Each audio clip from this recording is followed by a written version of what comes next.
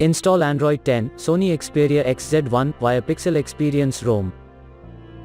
Please check the description for important notes and all the download links.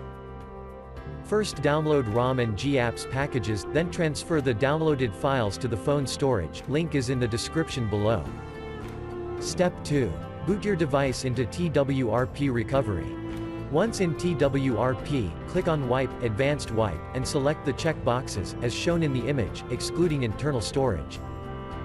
Step 4. Swipe the button to wipe the device.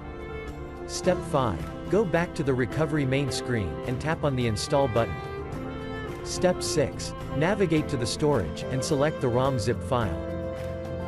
Step 7. Finally, swipe the button on the screen, to install ROM file.